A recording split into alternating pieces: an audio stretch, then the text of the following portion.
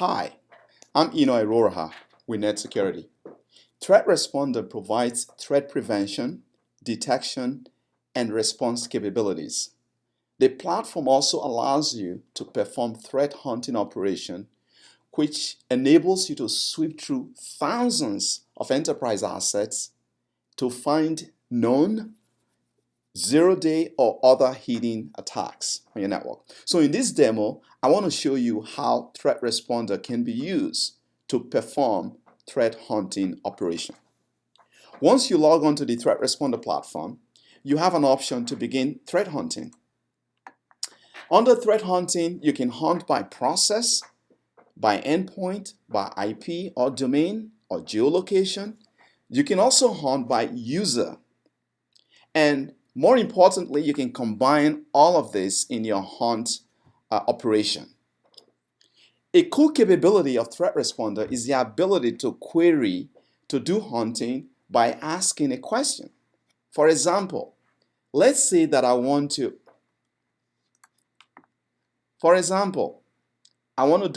do query right now using natural language. Connections to Thailand.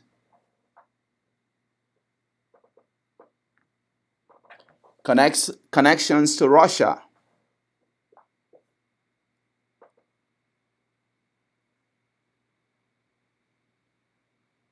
Connections to Russia. So ThreatResponder allows you to use natural language similar to Alexa or Siri to do query without typing anything on the keyboard. So let's say that we've identified there's an IP address on our network or a hash, and we want to do a query on the hash. All we have to do is to key in the hash or type in the hash and hit enter. And as you can see from the results, we are provided with the process corresponding to the hash, the user context that executed the process or program, the operating system under which the program ran, the endpoint name, the hash, the pairing process, the process ID, the date that the process was executed, and whether the process was signed. So in the results, the process is unsigned. If a process is unsigned, it's not necessarily benign and it's not necessarily malicious, but it's really it's suspicious that the process is not signed. So in this case, we think that it was malicious and it is unsigned. So we'll do more investigation. And one of the things we'll need to do from this result is basically to drill into more detail by telling the story of this particular process.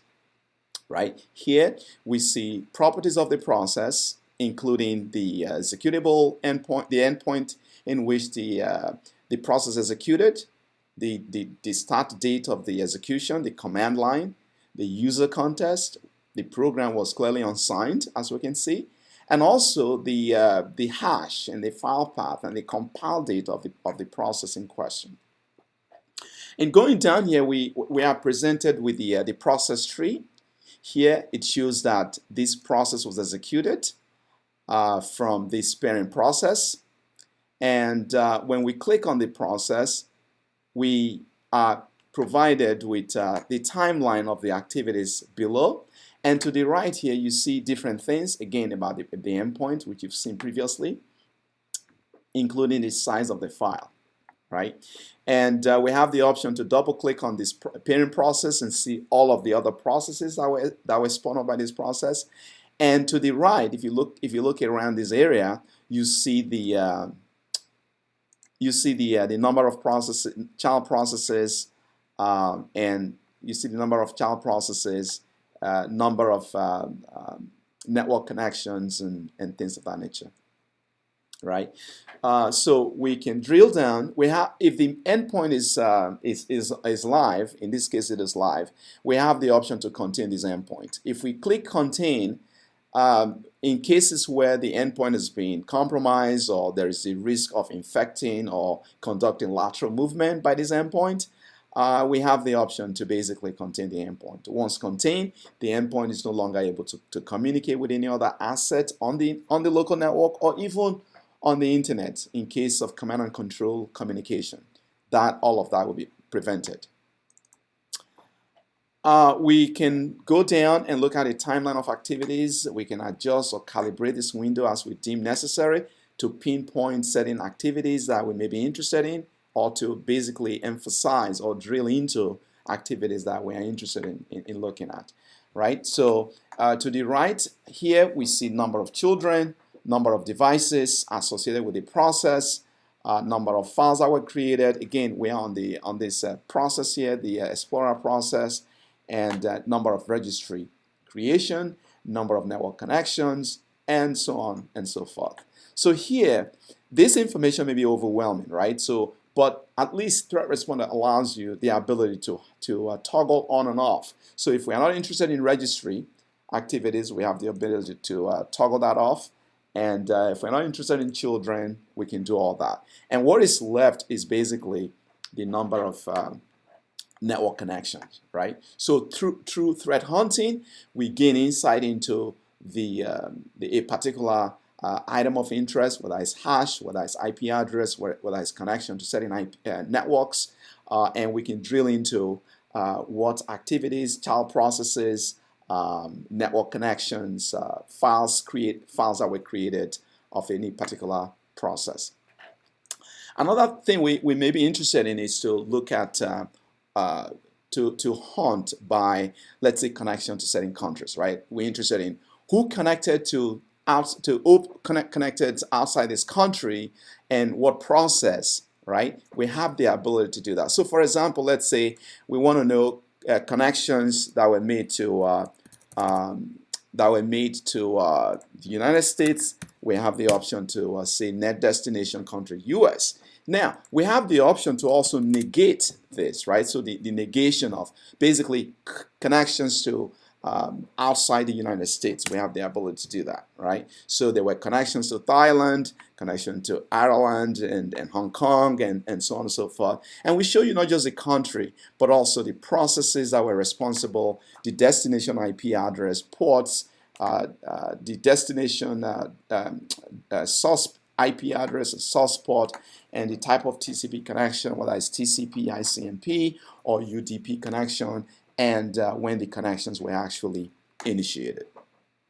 I can select, click on one of these connections to basically tell me more information. Just give me the details, right? Where on the map is this particular connection, right? I can also look at the process tree, right? Which I can easily highlight on. And so here it tells me exactly the area where the connection was targeted, the endpoint name again, the start date, and whether it's signed, and so on and so forth. So let's take a look at the process tree, right? So this process was actually executed from Internet Explorer. From Explorer, which is the parent process, right? So ThreatResponder allows me to see connections based on setting criteria, connection to certain countries, and so on and so forth.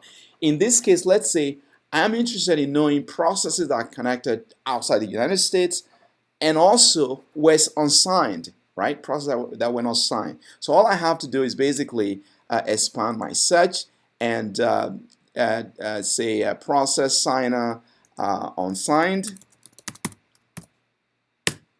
And basically here I have, again, the same type of result, but connection to certain countries, process name, destination, and so on and so forth. So here, all these processes were clearly unsigned. Again, if I click on the one that I went to, I believe Latvia, this is the location, and this was clearly unsigned, right? So this is how you pinpoint threats and malicious activities on your network. So I want to thank you very much for listening to watching this demo. I encourage you to download a copy of ThreatResponder so you can explore the many capabilities and use cases of ThreatResponder. Thank you for your time.